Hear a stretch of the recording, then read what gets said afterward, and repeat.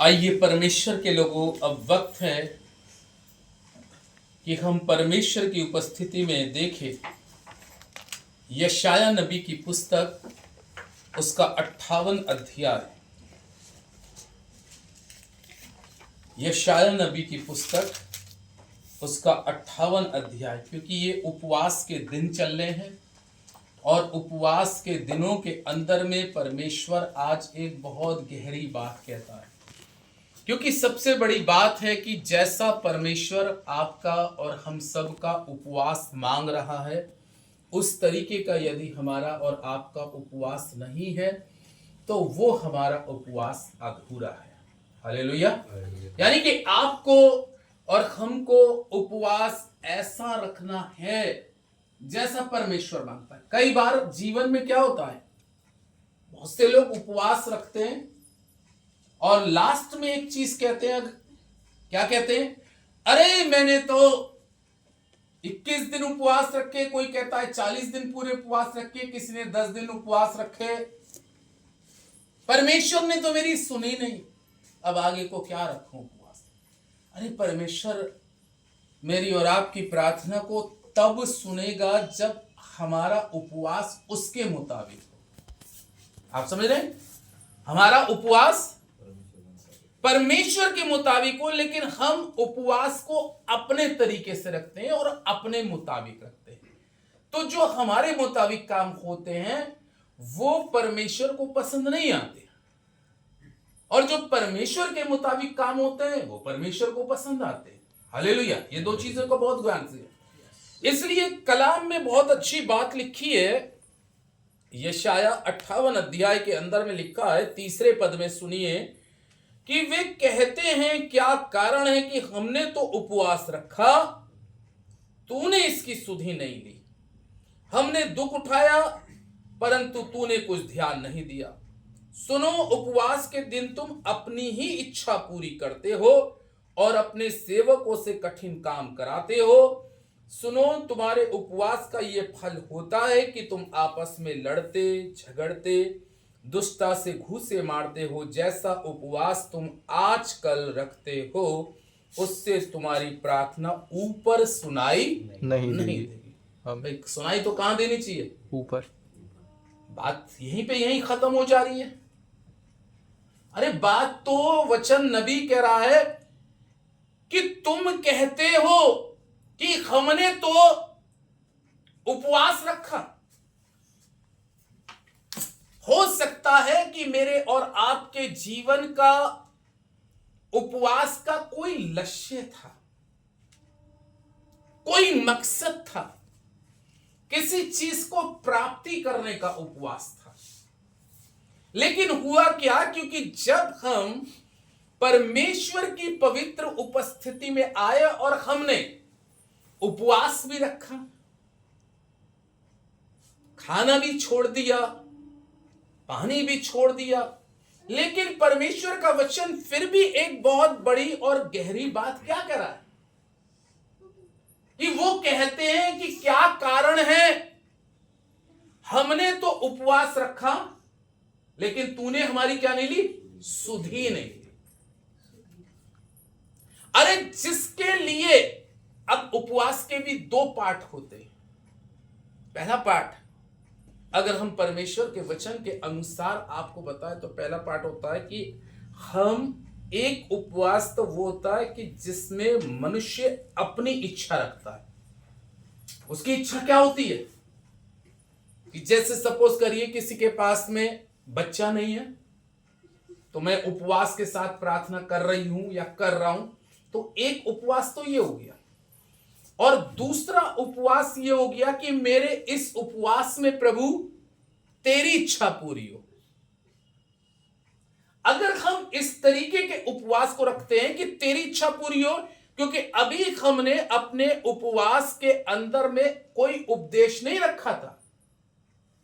क्योंकि जब हमारे जीवन में लोगों का विश्वास, भरोसा किन स्थितियों में और किन परिस्थितियों में टूटता है कि हमने कोई चीज मांग रहे थे। आप ऐसे सोचिए, हम कोई चीज मांग रहे थे और उसके लिए किसी पास्टर ने आपको गाइड कर दिया, भैया उपवास रखो और उपवास के साथ ये चीज मांग लो, 1 हफ्ते का उपवास रख लो, खाना पीना छोड़ के लग जाओ प्रार्थना में। क्योंकि वो हमारा उपवास जो था, निर्गमन की पुस्तक कहती है कि तू लालच मत कर। क्या मत कर? लालच। तो उसमें तो हमारा उस उपवास में क्या आ गया? लालच, स्वार्थ आ गया। Hallelujah, hallelujah. भैया आप ऐसे समझिए, उस उपवास में हमारा स्वार्थ आ गया, और हमारा स्वार्थ उपवास के बाद में कंप्लीट नहीं हुआ।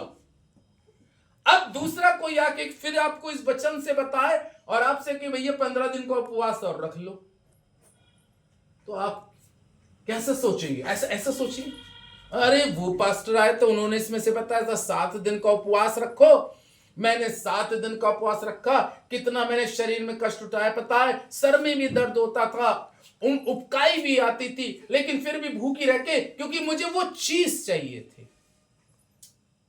मेरे जीवन का मकसद यह था कि मुझे ये चीज को प्राप्त करना है, लेकिन वो चीज प्राप्त नहीं हुई। तो ऐसी स्थिति में हम अगर वचन के द्वारा बात करें तो ये उपवास परमेश्वर के लिए नहीं हुआ। हालेलुया, ये किसके लिए हुआ? अपने लिए उपवास हुआ, ये परमेश्वर के लिए उपवास नहीं हुआ। यीशु मसीह जब इस पृथ्वी पे आए थे, जब वो उपवास रख रहे थे, वो किसके लिए रख रहे थे?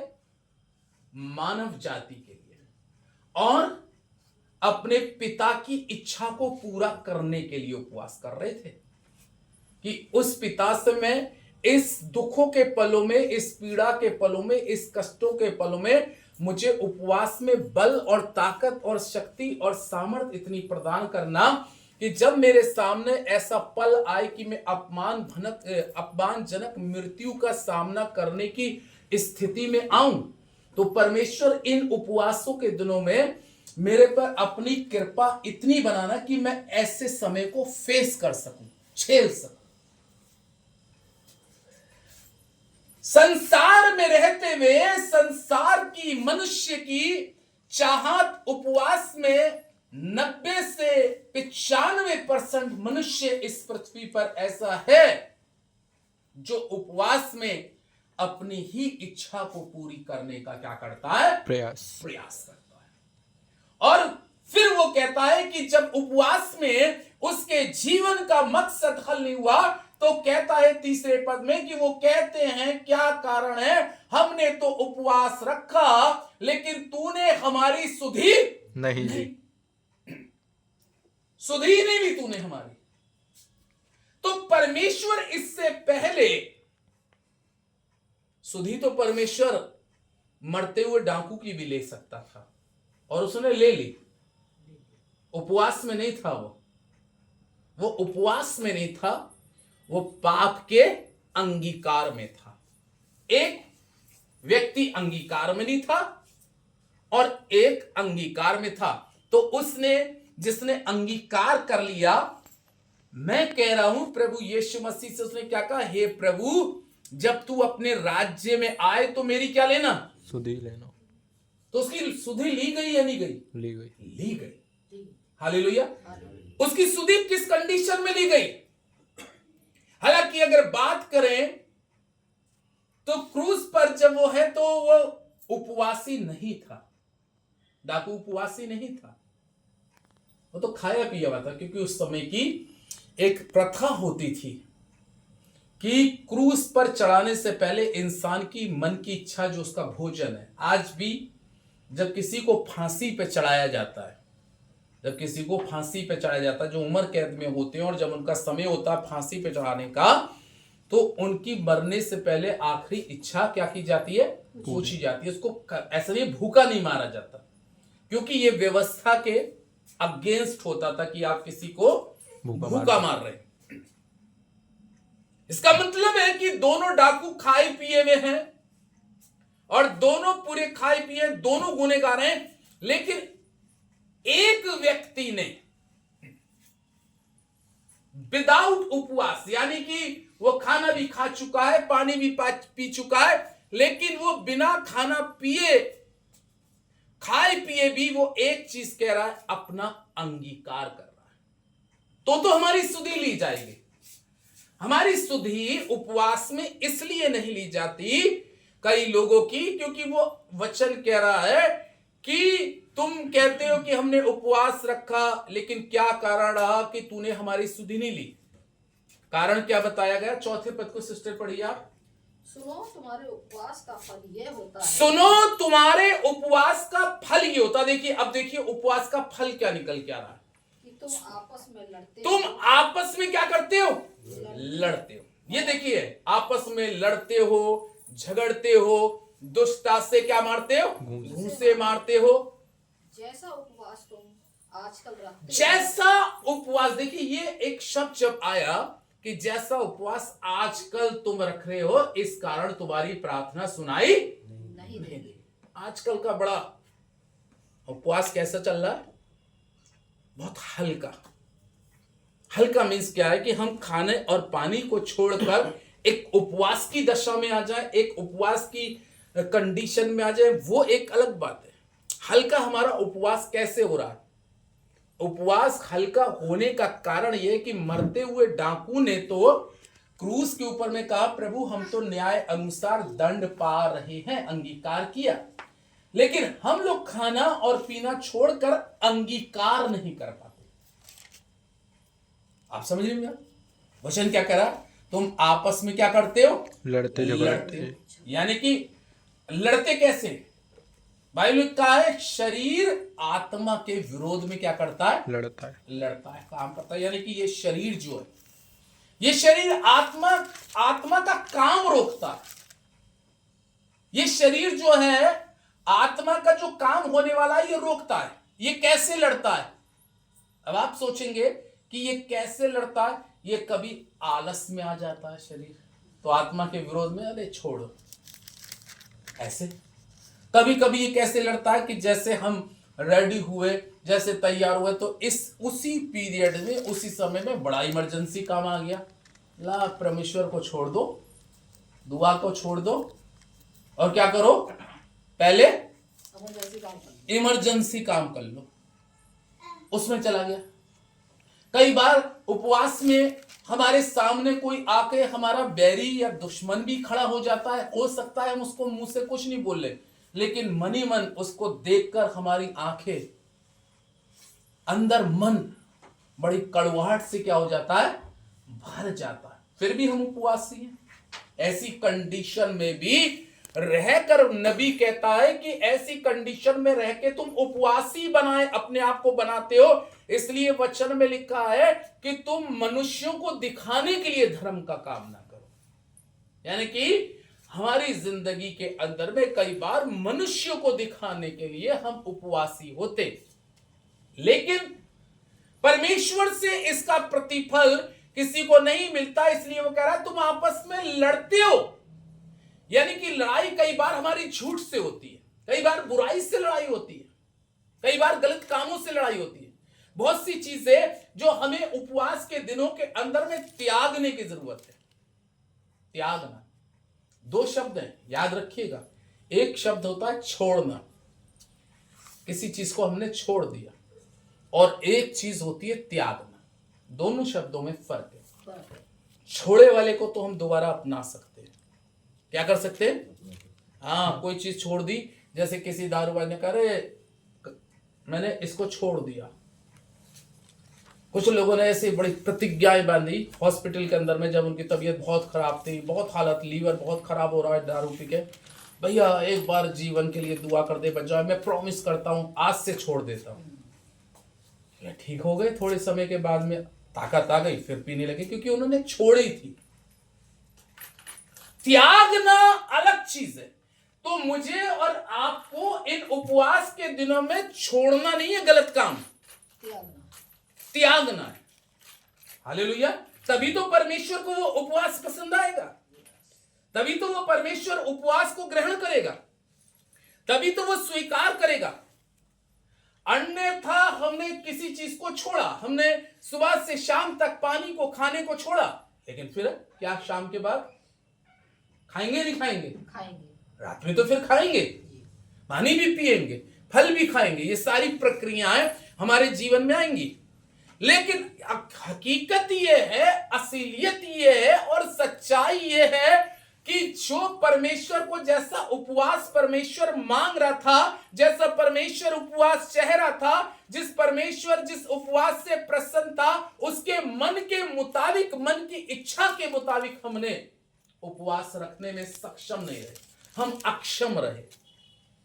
हालेलुया, हम अक्षम रहे। यानी कि हमें जैसा परमेश्वर कहता है मेरी इच्छा के मुताबिक तुम उपवास रखो, तभी उसने कितना एक कॉमन शब्द का, अरे जैसा तुम आजकल उपवास रखते हो ऐसे उपवास मैं स्वीकार नहीं करता। वो मतलब ऐसे ही करा जैसा तुम आजकल उपवास रख रहे हो। अरे थोड़ी देर के लिए तो तुम 4-6 घंटे 10 घंटे तक तो कबूतर की तरह चुप बैठे हो, और जैसी दाना चुग लिया उपवास के बाद में सोई गुटर गुम, है ना, सोई गुटर गुम क्या होगी? शुरुआत हो गई। वही चीजें, वही बातें, वही सारी चीजें हमारे जीवन के अंदर में प्रवेश कर जाती हैं। इसलिए कह रहा है ये ऐसा उपवास जो आजकल तुम रख रहे हो, आपस में तुम लड़ते हो, झगड़ते हो, दुष्टता के साथ घूंसे मारते हो, जैसा उपवास तुम आजकल रखते हो, इस कारण से तुम्हारी प्रार्थनाएं ऊपर नहीं जाती। हम जमीन पे कहते हैं खुदा तू मेरी प्रार्थना को सुन ले, आसमान के परमेश्वर तू मेरी दुआ को कबूल कर ले। अरे कहां से परमेश्वर हमारी दुआओं को स्वीकार करेगा और कहां से कबूल करेगा, उसके मुताबिक तो काम ही नहीं है हमारी जिंदगी में। हालेलुया। हाँ, ये बहुत पॉइंट वाली बात है। परमेश्वर के लोगों, इससे अच्छा तो ना रखते या भूखा और दिन भर पेट को बुलाता रहा, और कितनी तकलीफ झेलते रहे कि पानी के लिए भी तरस रहे थे, चाय के लिए भी तरस रहे थे, खाने के लिए भी तरस रहे थे, सामने दूसरा खा रहा था, देख के मुंह में पानी आ रहा था, लेकिन क्या करे, उपवासी है वो, इससे अच्छा तो खाते ही रहते, वो ज्यादा बढ़िया रहता। क्योंकि जो चीज, हालेलुया, अरे भाई जो चीज परमेश्वर कह रहा था वो तो हमने कुछ किया ही नहीं। हमने तो यही जाना, जैसे इस समय 30 दिन के रोजे चल रहे हैं, वो 4 बजे गले तक खा लेते हैं, सहरी कर लेते हैं, और उसके बाद में उपवास में, रोजे में। लेकिन छोड़ना, ये खाने को छोड़ने को हम उपवास नहीं कहते अजीजों। ऐसा उपवास तो हर एक धर्म के अंदर में हो रहा है। हालेलुया। हर एक धर्म के अंदर में उपवास होते हैं, लेकिन परमेश्वर कहता है इस कारण तुम लोगों की प्रार्थनाएं मेरे पास तक नहीं पहुंचती। आमीन। मेरी और आपकी प्रार्थनाएं परमेश्वर के पास तक जब तक नहीं पहुंचेंगी, तब तक मुझे और आपको उसका कोई बेनिफिट आत्मिक नहीं हो सकता, कोई लाभ नहीं हो सकता। क्योंकि वो कह रहा है ऐसा उपवास जैसा तुम आजकल रखते हो। आजकल उपवास क्या है? अरे जैसा हो वैसा कर लो, बस हमें बस ये है कि उपवासी दिखाई देना है। कैसा देना है? उपवासी दिखाई देना है, उपवासी दिखाई देना है। अभी एक वीडियो पे भाई गौरव ने बताया था लास्ट समय कि अभी कुंभ का मेला चल रहा था और वहां पे लोग नहाने जा रहे थे, तो भीड़ के कारण किसी कोई ऐसा व्यक्ति था कि वो वीडियोग्राफी कैसे कर लेता था कि आप अपनी बस फोटो भेज दो और मैं तुम्हारे व्हाट्सएप पे दिखा दूंगा, 2100 रुपये रखेंगे कि तुम गंगा में नहा रहे हो। ऐसा तो फोटो लेके फोटो दो, बस हाँ, फोटो को डुबो के और हो गया शो कि भाई नहा लिया। तो ऐसा उपवास परमेश्वर के लोगों जो आज वर्तमान समय में हम और आपसे, मतलब मैं ये कहूंगा कि जो लोग भी ऐसे उपवास रखते हैं उनको अपने उपवासों में परिवर्तन करना है। चाहे आप उपवास, मैं कहूंगा आप पूरे 365 दिन उपवास रख सकते हैं। आप तबीयत से खाना खाइए, मुर्गा खाइए, बकरा खाइए, मछली खाइए, जो मर्जी चाहे खाइए, लेकिन परमेश्वर के लोगों हर अधर्म से अपने आप को बचाते रहिए, पाप से बच। तो ये सबसे बड़ा उपवास है। 365 दिन उपवास से रह सकते हैं। आप जिस दिन भी खड़े हो आप कह सकते हैं अरे मेरा तो आज भी उपवास है, मेरा तो आज भी उपवास है, मेरा तो आज भी। अब जब आपसे कोई पूछेगा भैया 40 दिन के तो उपवास खत्म हो गए, तो आप कह सकते हैं मैंने वो 40 दिन के उपवास नहीं रखे जिसमें मैंने खाना छोड़ा था, मैंने 365 दिन का उपवास रखा है जिसमें मैंने अपने जीवन को बदल दिया, आमीन, हालेलुया। अपने विचारों को बदल दिया, अपनी भाषा को बदल दिया, अपनी सोच को बदल दिया, अपने ख्यालात को बदल दिया। मेरे मुंह से झूठ निकलता था, मैंने उपवास में आओ ये सारी चीजों को त्याग दिया। मेरा रोज का उपवास है, मैं रोज परमेश्वर के आगे उपवासी हूं, और ऐसा ही उपवास परमेश्वर चाहता है। चाहता है। हालेलुया। अरे हालेलुया। ऐसे ही उपवास परमेश्वर चाहता है। इसी के अगर हम 5वें पद को सिस्टर और पढ़ दे तो 5वें पद में क्या लिखा है? जिस उपवास से मैं प्रसन्न होता हूं। देखिए 5वां पद, जिस उपवास से मैं प्रसन्न होता हूं उसमें मनुष्य स्वयं को दीन करे। देखिए परमेश्वर कह रहा है मैं ऐसा उपवास चाह रहा हूं, दीन बने, नम्रता अपने जीवन के अंदर बनाए। कह रहा है उपवास से अब वो कह रहा है मैं जिससे प्रसन्न होता हूं। जैसी आपकी फास्टिंग प्रेयर से परमेश्वर पसंद हो रहा है। आप और मैं जब परमेश्वर के लिए रख रहे हैं तो पहले तो हमें ये समझना वो प्रसन्न है या नहीं, उसको अच्छा लग रहा है, मेरा नहीं लग रहा, मेरी सेवा उसको अच्छी लग रही है, मेरा बताना उसको अच्छा लग रहा है नहीं लग रहा, और जो मैं उपवास रख रहा हूं मेरे उपवास से परमेश्वर प्रसन्न है या नहीं है। ये कंफर्म भी करना बहुत जरूरी है। परमेश्वर आपके उपवास से तभी प्रसन्न होगा, तभी आपकी दुहाई परमेश्वर के पास पहुंचेगी, तभी परमेश्वर आपकी दुहाइयों पे कान लगाएगा। कब? जब परमेश्वर का वचन कहता है कि जब मनुष्य स्वयं को अपने आप को दीन करे। फिर वो कहता है क्या तुम अपने आप को दीन करते हो? क्या तुम अपने आप को दीन करते हो? झाऊ के समान, पेड़ के समान अपने सिर को झुकाना। कलाम कह रहा है जमीन पे राख को बिछाना, उस पे बैठ जाना। क्या तुम इसी को उपवास कहते हो? नहीं, यह उपवास नहीं है, यह तो उस समय की प्रथा थी, ये तो प्रथा थी। लेकिन उस प्रथा के अंदर में आपको आकर हर वो चीजों को इस उपवास में अपने आप में नम्रता, दीनता लानी है। तब परमेश्वर का वचन कहता है, तब वो परमेश्वर यहोवा तुम्हारी प्रार्थनाओं को क्या करेगा? सुनेगा। तब परमेश्वर तुम्हारी प्रार्थनाओं को ग्रहण करेगा। और जब तुम परमेश्वर की इच्छा के मुताबिक उपवास रखोगे तो परमेश्वर का वचन कहता है तब वो आपकी इच्छा से भी बढ़कर काम करने वाला है, जो आपने नहीं सोचा हुआ, जो हमने नहीं सोचा हुआ, क्योंकि हम तो उसकी इच्छा को पूरा करने का प्रयास लग गए। हालेलुया। अरे जब हम उसकी इच्छा को पूरा करने का प्रयास लग गए, अय्यूब के जीवन में नुकसान पे नुकसान, नुकसान पे नुकसान, नुकसान पे नुकसान हो रहा था। कलाम में लिखा है अय्यूब पूरी तरीके से खाली हो चुका था, बर्बाद हो चुका था, तबाह हो चुका था, सब कुछ जा चुका था, लेकिन वो परमेश्वर की इच्छा को पूरा कर रहा था। प्रभु अगर तेरी इच्छा ये है कि मेरा सब कुछ जाए, मेरे बच्चे भी चले गए, मेरी भीड़ बकरियां भी चली गई, मेरे सोना चांदी सारी चीजें लुट गई, मेरा सब कुछ चला गया, लेकिन वो कह रहा था मेरे परमेश्वर अगर इससे तू प्रसन्न है तो तेरी इच्छा इसमें का हो जाए पूरी हो। वो उस अपनी तबाही में, अपनी बर्बादी में भी परमेश्वर का कलाम कहता है वो होठों से उपवासी था, शब्दों से उपवासी था, सोचों से उपवासी था। उसने परमेश्वर को कहीं बुरा नहीं किया, बल्कि उसने क्या कहा, मैं अपनी मां के पेट से नंगा निकला हूं, नंगा लौट जाऊंगा। जिस परमेश्वर ने दिया उस परमेश्वर ने लिया, उसका नाम क्या हो? मुबारक हो। वो उस अपने जीवन में उस समय भी वो उपवास में ही था। उसको खाना अच्छा नहीं लग रहा था, कोई चीज उसको अच्छी नहीं लगती, जिसके शरीर पे अनगिनत फोड़े हों और जिसकी आंखों के सामने सब कुछ चला गया हो, जिसकी आंखों के सामने सब कुछ तबाह हो गया हो, जो इतनी पीड़ा में हो, बीमारी में, कष्ट में, तकलीफ में, कोई खाने की चीज की इच्छा भी नहीं करती। वो भी तो उपवास हो गया कि मैं कुछ खा ही नहीं रहा। डॉक्टर के पास जाओ, कभी बीमार पड़ जाते हैं तो डॉक्टर कह देता है 3 दिन रोटी मत खाना, 3 दिन सब्जी मत खाना, तो ये क्या हो गया? ये भी तो उपवास हो गया। अरे यही तो हमने छोड़ा, तो ये तो डॉक्टर ने भी छुड़ा दिया।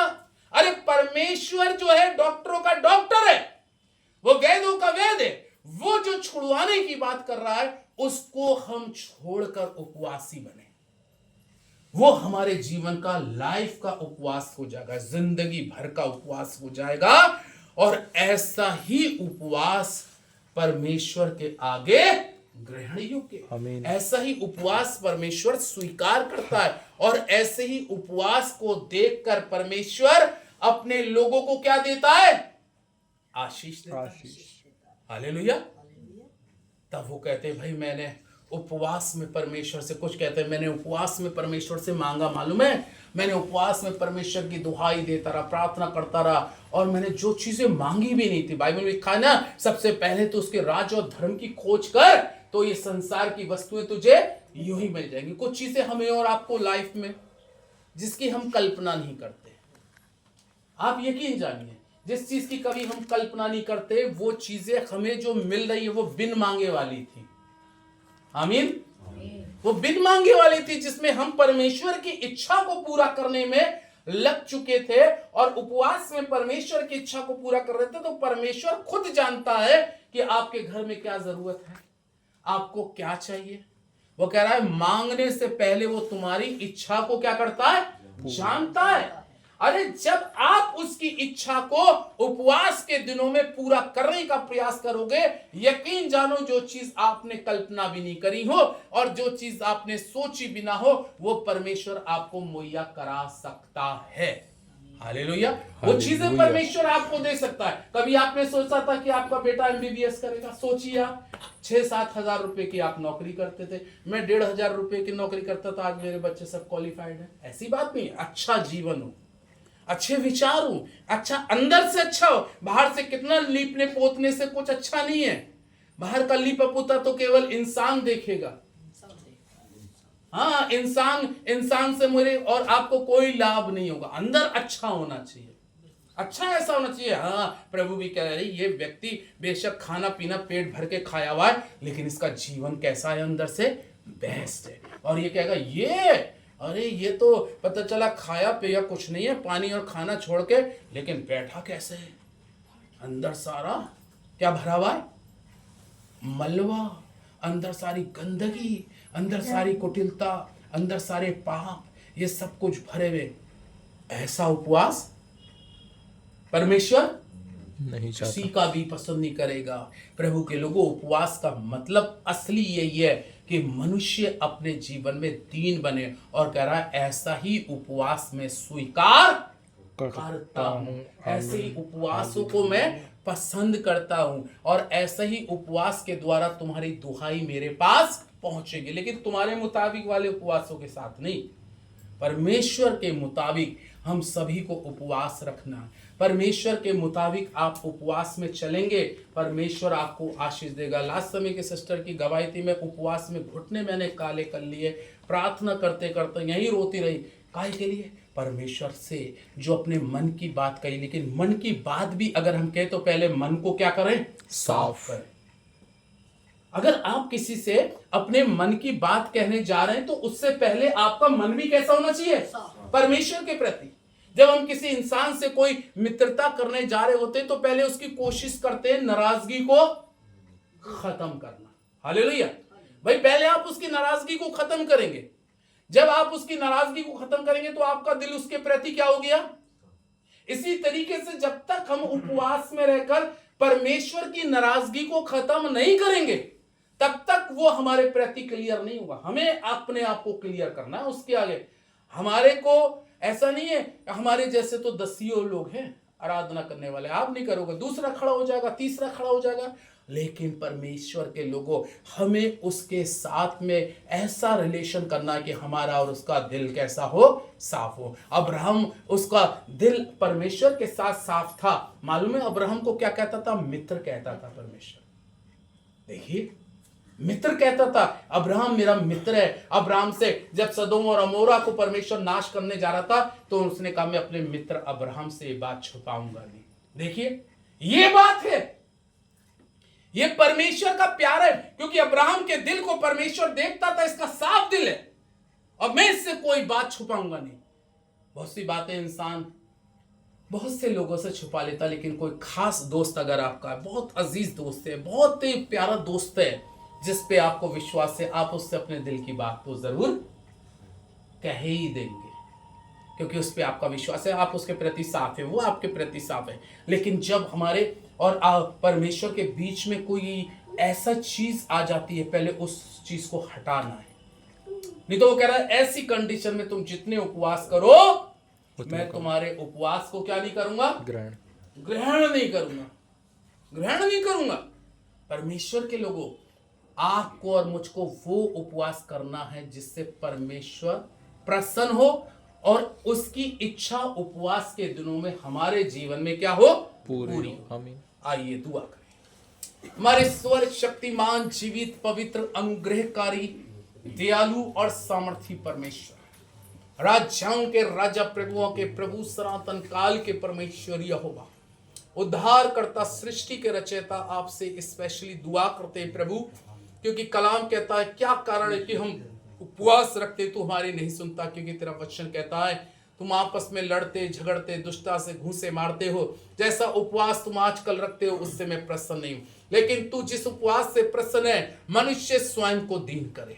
प्रभु परमेश्वर, आज हम चाहते हैं हम 1 दिन के नहीं, 40 दिन के नहीं, लेकिन 365 दिन के उपवासी बने। ओ प्रभु, हर वो बुराई, हर एक अधर्म, हर एक झूठ, हर एक लालच, हर एक स्वार्थ, हर एक घमंड, हर प्रकार का अहंकार हमारे जीवन में हमेशा मरा रहे और तू हमेशा जिंदा रहे।